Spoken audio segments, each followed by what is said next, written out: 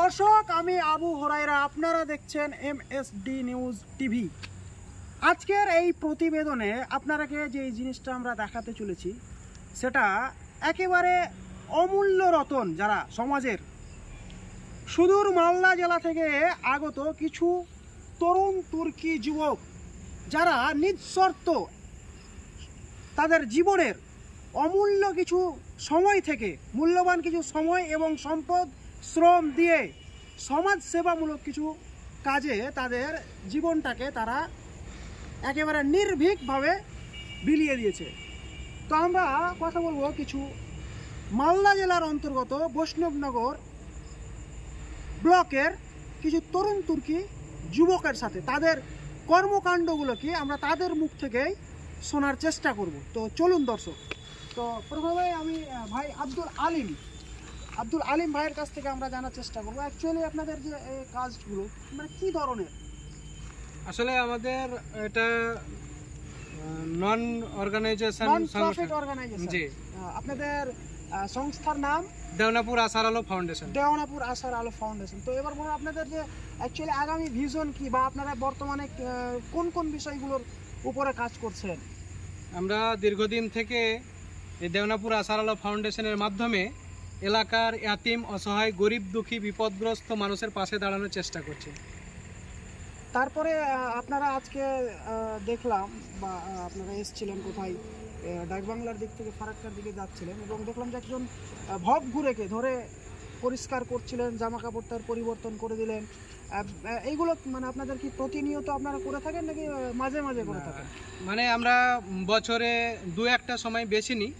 যেমন এখন শীতের সময় চলছে, সেই শীতের সময়ে যে ভবে ঘুরে লোকগুলো রয়েছে রাস্তার ধারে পড়ে থাকে, তাদের ঠান্ডাতে ভীষণ কষ্ট হয়। একদম ওদের মায়ায় আমরা ব্যথিত হয়ে তাদের ব্যথার ভাগ কিছুটা আমরা আমাদের মাঝে ভাগ করে নেওয়ার জন্য এলাকার আমরা একটা নির্দিষ্ট স্থান চুজ করেছিলাম, যেটা ছিল টাউনশিপ মোড় থেকে ডাকবাংলা অবধি।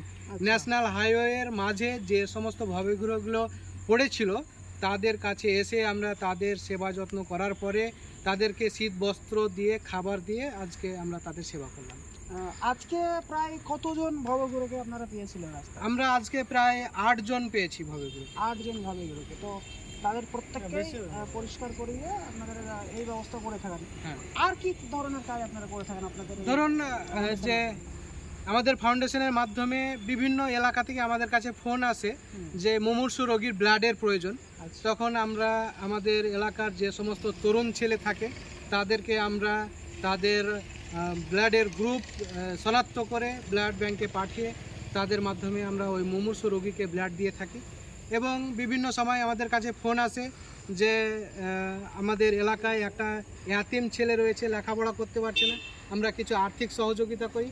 এবং যারা অ্যাকচুয়ালি সমাজের যারা পিছিয়ে পড়া যে পরিবারের যে বাচ্চাগুলো তাদেরকে এবং যারা ডাক্তার দেখাতে পারে না তাদের ডাক্তার দেখানোর ব্যবস্থা করি।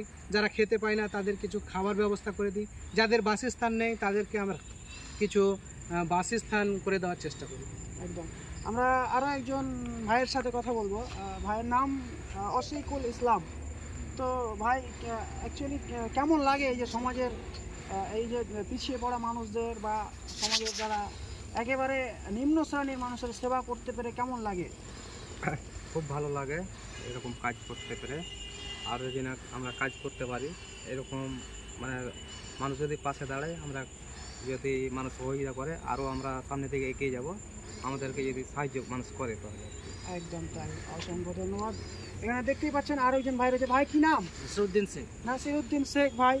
তিনিও এই গ্রুপেরই আপনিও সদস্য, তাই তো? একদম। আরেকজন ভাই কি নাম ভাই? রুবেল শেখ এই গ্রুপের সদস্য। তো এমন করে আরো একজন ভাই কি নাম?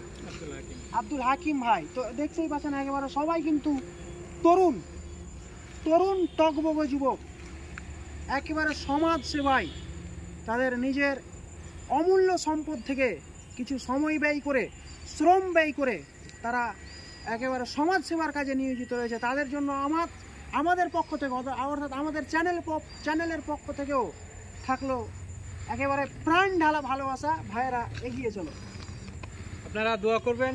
প্রিয় দর্শক, আপনাদের কাছে আমার এই ভাইয়ের চ্যানেলের পক্ষ থেকে আমরা সবাইকে স্বাগতম। আর এই চ্যানেলের মাধ্যমে আমরা দেওনাপুর আশার আলো ফাউন্ডেশনের পক্ষ থেকে আপনাদের কাছে একটাই অনুরোধ, আপনারা আমাদের দেওনাপুর আশার আলো ফাউন্ডেশনে অনুদান দিয়ে আমরাকে সহযোগিতা করুন, যার দুয়া ভালোবাসা দিবেন, যাতে আমরা ভবিষ্যতে আরও বড় ধরনের মানবিক কাজে যুক্ত হতে পারি। অবশ্যই দর্শক পরিশেষে শেয়ার করে দিবেন।